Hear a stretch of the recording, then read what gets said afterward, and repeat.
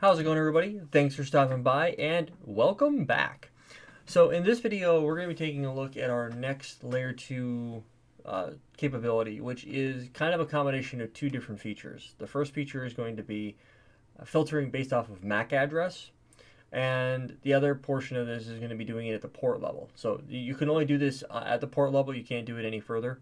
So what we're going to be doing is we're basically going to restrict the ability for PC9 or any traffic coming in on, there it is, pieces, anything on port 19 from being able to communicate.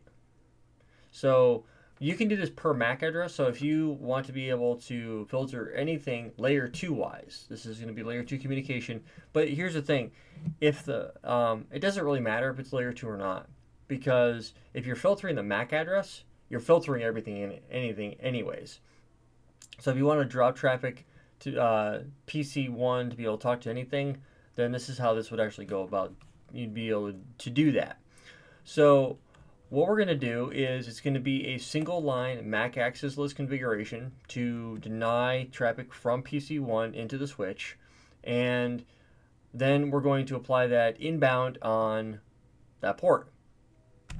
So pretty straightforward stuff for the most part. So here's how we're going to go ahead and do that. So what we're going to do is we're going to go ahead and pull up PC1, and this is a different PC1. Okay, so this is the configuration that we're going to be using.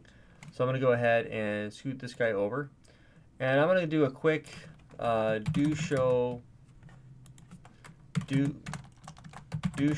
MAC address dynamic for VLAN 10. And we have a number of ports. So what we're going to be looking at is, I actually got lucky and port 19 is PC1. Let me just double check that real quick. PC1. Come up here, we'll type in exit to get out of the server, ipconfig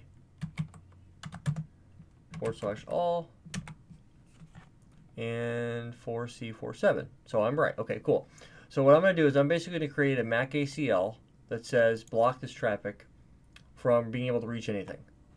So the way we do this is we say we take this MAC address right here. We can go ahead and type in Mac access list. We type extended, and we say, well, what's the name of it going to be? It's going to be PC1 drop. And then we're going to come in here and type in deny host and the MAC to any destination.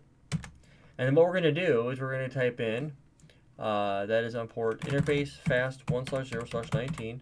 We're going to type in here Mac access group. And well, the name of the group is going to be PC1 drop. And the only direction you can apply this is inbound. That's it. So now we're going to try to hit the telnet out, but it's not going to let us. Why will it not let us? Well, I don't know, Rob. You're dropping the MAC address. Ding, ding, ding, ding, ding. So because we're filtering the MAC out, there's no way for the communication to go back and forth. And you might say, well, shouldn't you be able to look at this and go, oh, well, it's right there. Well, even though it's still in the table, right? So we still can see that it's in the that's what I'm looking for. Because it's still in the cam table, it doesn't mean that it's not able to respond at layer 2. So if I was to try to ping, let's ping 10.255.10.254, I'm not going to be able to, because the communication is not able to be learned. So if I come back over here to server 1, I come in here and I type in arp-a, and I look, if I tried to ping, what is PC2's address? I forgot. ipconfig I am .27. So if I come back over here on the server and I try to ping 10.255.10.27, oh, that's right, I can't. I didn't disable the firewall on this one. So let me go ahead and do that real quick.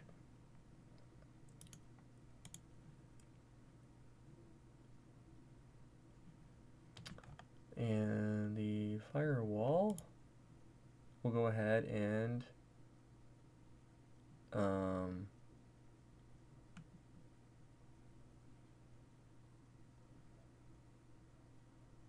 that's weird.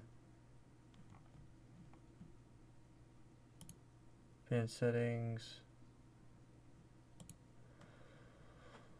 Yeah, I don't know why that's showing up that way. So what I can do is I can click on this inbound rule. I can create a new inbound rule.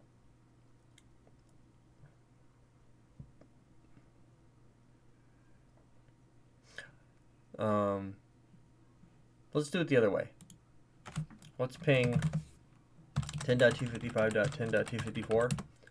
I can ping that way, right? Which shows that it's working. If I come back over here to the server and hit the up arrow, I can see .27's address. And we know that it's .27 because we see that.